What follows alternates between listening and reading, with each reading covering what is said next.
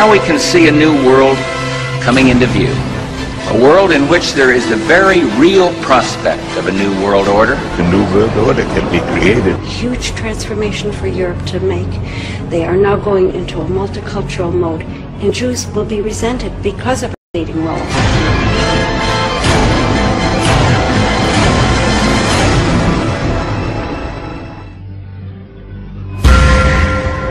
Right now, Israeli parliamentarians are considering a law that will require prospective Israeli citizens to declare loyalty to Israel as a Jewish democratic state.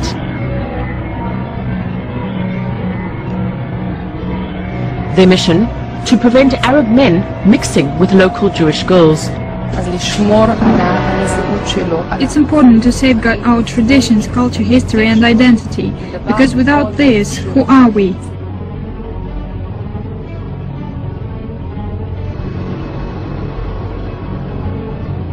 We're going to be part of the throes of that transformation, which must take place. Europe is not going to be the monolithic societies that they once were in the last century. Jews are going to be at the center of that. It's a huge transformation for Europe to make. In time, Europe has not yet learned how to be multicultural.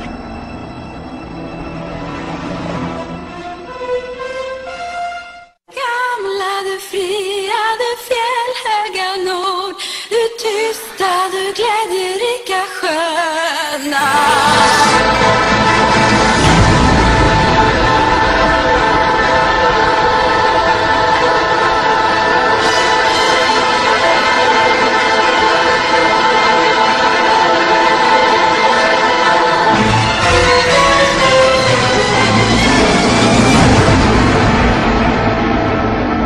ארץ קטנה כמונו, זה מדהים.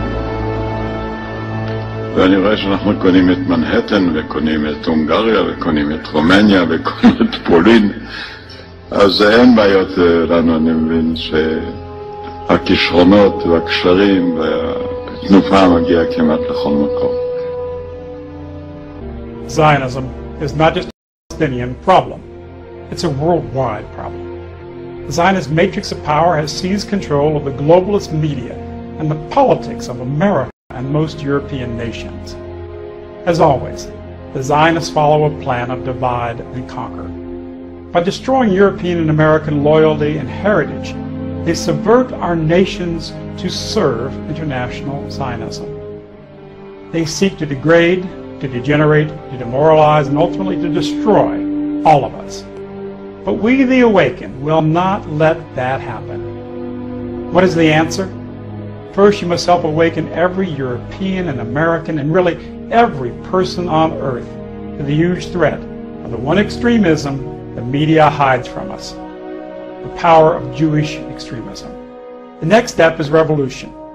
Ours will not be a revolution of violence, murder, terrorism, hate, and horror like that of the Jewish Bolsheviks in Russia and Eastern Europe, or that of the Jewish Zionists committed in Palestine.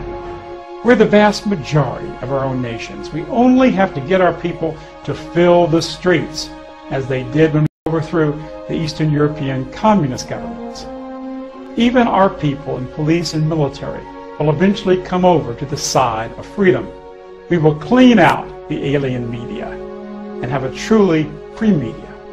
We will clean out the traitors in our governments. We will create a new society of freedom and heritage, beauty, honesty, honor, prosperity, and peace.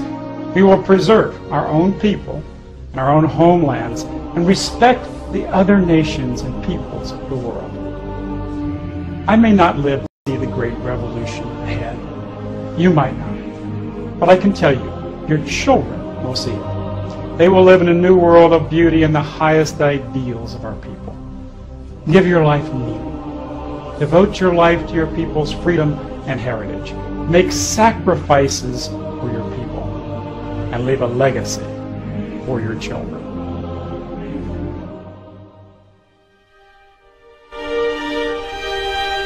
Arabs are the most maligned group in the history of Hollywood. They're portrayed basically as subhumans.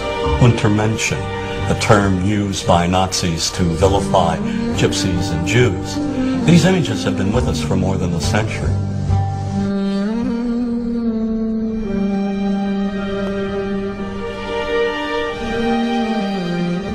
for 30 years, I've looked at how we, particularly when I say we, image makers, have projected Arabs on silver screens.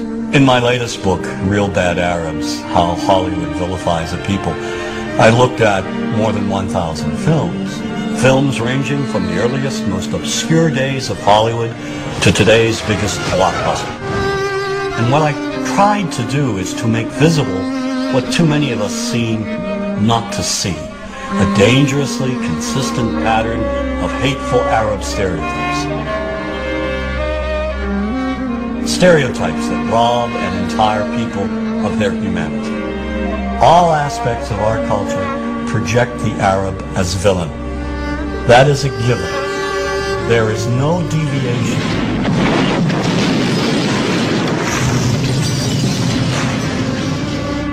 We have taken a few structured images and repeated them over and over again. You are hostages of the Holy Freedom Bible. Whether one lives in Paducah, Kentucky or Wood River, Illinois, we know basically the same thing.